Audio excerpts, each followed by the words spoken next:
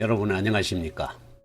저는 한국 기독교 이단 상담 연구소 소장 박형택 목사입니다. 저는 대한예수교 장로회 합신 교단에서 40년이 넘도록 이단 연구를 해왔고 이단 대처를 해왔습니다. 그리고 30년 목회 후에 은퇴 후에 이단에 빠진 사람들을 상담하고 있습니다.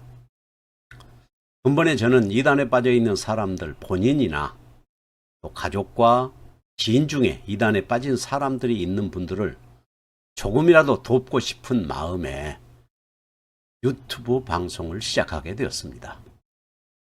물론 유튜브에 저희 이단 강의나 여러 공영방송을 통해서 알려진 이단 문제에 대한 영상들이 올라가 있기는 합니다. 하지만 직접 유튜브 방송을 한 것은 처음입니다. 방송이 서툴고 부족한 점이 많더라도 양해해 주시고 시청해 주시기를 바랍니다. 여러분, 세상에서 가장 불쌍한 사람이 누구일까요? 자신의 몸에 장애를 가진 사람일까요? 아니면 질병이 있는 분일까요? 아니면 가난한 사람일까요? 인생에 실패해서 낙심하고 있는 사람일까요? 저의 생각은 세상에서 가장 불쌍한 사람이 누구냐? 그것은 이단에 빠져 있는 사람이라고 생각합니다. 이단에 빠진 사람은 그 영혼이 구원을 받을 수 있겠습니까?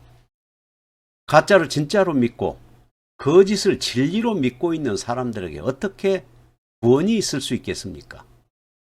고린도후서 11장 4절의 말씀처럼 다른 영, 다른 예수, 다른 복음을 따라가는 사람이 어떻게 구원을 받을 수 있고 어떻게 영생의 길로 갈 수 있겠습니까?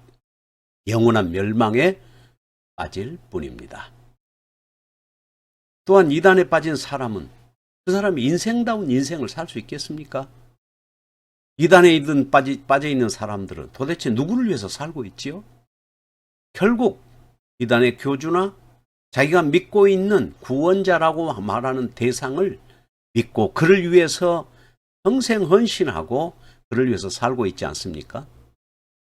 가짜 예수, 가짜 교주를 따르는 것이 하나님을 따르는 것이고 하나님 앞에 충성하는 것이라고 믿고 착각하고 있는 것이 아니겠습니까? 결국 이단에 빠진 사람은 구원도 받을 수 없고 그리고 인생도 망치게 되지요.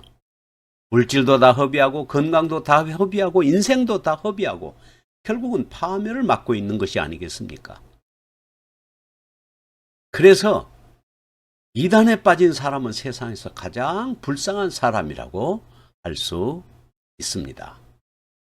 장애가 있는 분도 질병을 가진 분도 가난하신 분도 인생에서 낙오자가 되신 분도 언제든지 진짜 구원자이신 예수님을 믿고 구원받을 수 있고 또 인생의 변화를 받을 수 있지만 이단에 빠진 사람은 가짜 예수, 가짜 구원자를 진짜로 믿고 따라가다가 결국은 영원한 멸망을 받을 수밖에 없습니다. 영원한 멸망, 영원한 지옥으로 떨어질 수밖에 없는 것이 뻔하고 또 인생을 망칠 것이 뻔한데 어찌 세상에서 가장 불쌍한 사람이 아니겠습니까? 혹시 독자 여러분들이 이단에 빠진 사람들을 만날 때 적대시하거나 정죄하거나 또 사탄시하지 마시고 이단에 빠진 사람은 정말 멸망으로 가는 사람이니까 가장 불쌍한 사람으로 대하고 불쌍하게 여기시기를 바랍니다. 특별히 우리가 알아야 될 것은 이단과 이단에 빠진 사람을 구별해야 된다는 것입니다. 이단은 거짓된 영에 사로잡혀서 자기 욕심을 채우고 자기 욕망을 채우기 위해서 다른 사람을 속여서 다른 사람을 이용해서 자기를 따르게 하든지 다른 영, 다른 예수, 다른 복음, 다른 예수를 믿게 하는 자들이 아니겠습니까? 결코 그들은 회개하거나 돌아오지 않습니다. 그러나 이단에 빠진 사람들은 속아서 가짜를 진짜로 믿고 있고 거짓된 속임수를 진리로 받아들이고 있기 때문에 이들에게 진리를 알려주고 사기를 당해서 속고 있다는 사실을 확실하게 알려주면 이단에 빠진 사람들은 언제나 돌아올 수 있습니다. 이단은 절대 돌아오지 않습니다. 그러나 이단에 빠진 사람은 언제나 돌아올 수 있습니다. 지금도 이단에 빠졌다가 상담을 받고 돌아오는 사람들이 얼마나 많은지 모릅니다.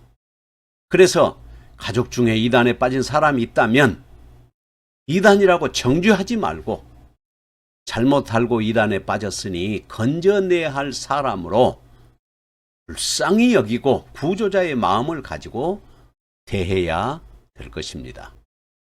이단에 빠진 사람은 자기가 부족해서 빠지거나 못 배워서 빠지는 것이 아닙니다.